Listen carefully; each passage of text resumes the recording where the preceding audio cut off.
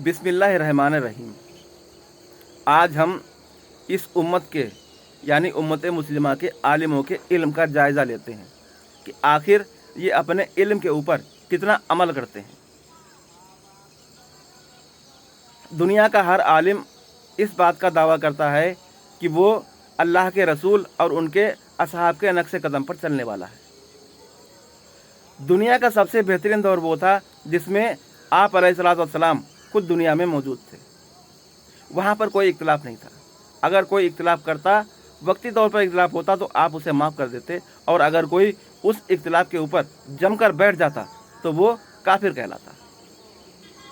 उसके बाद दौर आता है असहाबे रसूल का, जिसे हम दौर खिलाफत कहते हैं। वहाँ से इख्तिलाफ शुरू हो जाता है। जिस वक्त हज़रत अबू बकर सिद्दीक़ रज़ियल्लाहु अन्हु खलीफा बनते हैं, इख्तिलाफ शुरू हो जाता है।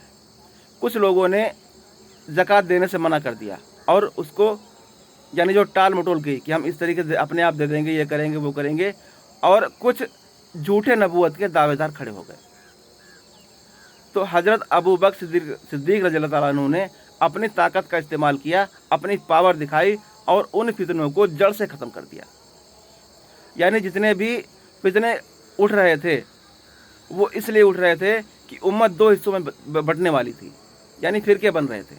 वो अपना अलग फ़िरका बना के बैठ जाते, वो अपना अलग फ़िरका बना के बैठ जाते। लेकिन आप रज़ियल्लाहु अन्हु ने इसको ख़त्म कर दिया, अपनी ताकत के दम पर इन फितनों को ख़त्म कर दिया जड़ से। क्या इस उम्मत के आलिम इस अमल को कर रहे हैं? क्या आज उम्मत फ़िरकों में बंट नहीं रही है? जो भी नया आलिम आता है वो अपना फ़िरका बना के बैठ जाता है। क्या ये अमल दुरुस्त है? क्या ये असहाबे रसूल की पैरवी है? अगर इन आलिमों से पूछो कि ऐसा क्यों करते हो, तो कहते हैं ये तो हमारा आपसी इख्तिलाफ है। इख्तिलाफ वो होता है जो वक्ती तौर पर हो, और अगर कोई इख्तिलाफ के ऊपर जमकर बैठ जाए तो फिर वो इख्तिलाफ नहीं, एक मतलब परस्ती या घमंडी, उसका घमंड होता है। वो अपना मतलब हल करने के लिए अपना फ़िरका अलग बनाकर बैठ जाता है। अगर कोई शख्स जिस दिन इख्तिलाफ उसने किया था और वो अपना फ़िरका अलग बनाकर बैठ गया था, तो क्या इन आलिमों का फ़र्ज़ नहीं था कि उसको पूछते कि तूने ऐसा क्यों किया और क्यों इस फ़िरके को अपना अलग फ़िरका बना लिया? उस इख्तिलाफ को क्यों नहीं ख़त्म किया? ऐसी कौन सी वजह थी जो तुमसे इख्तिलाफ ख़त्म ही नहीं हो पाया? अगर इख्तिलाफ नहीं ख़त्म हो रहा था उस आलिम को ही ख़त्म कर देते। कौन सी बड़ी बात थी तुम्हारे लिए?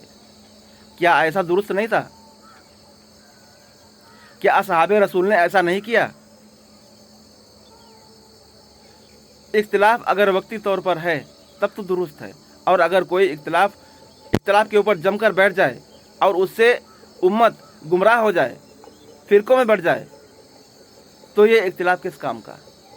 ये तो असहाबे रसूल ना तो यानी रसूल की पैरवी है और ना ही उनके असहाब की पैरवी है। ये तो सीधे इब्लीस की पैरवी है कि जिस तरीके से इब्लीस ने आदम अलैहिस्सलाम को सज़ा करने से मना कर दिया था और वो उस पर जमकर बैठ गया। अगर इब्लीस कुछ देर के लिए इख्तिलाफ करता कि मैं इससे अफजल हूँ, मैं इसको सजदा क्यों करूँ, और फिर वो अगर अल्लाह से माफ़ी मांग लेता कि अल्लाह मुझसे गलती हो गई, ये तेरा हुक्म था, मैंने तेरे हुक्म की नाफरमानी की, मुझे माफ़ कर दे, तो अल्लाह क्या उसको माफ़ नहीं करता?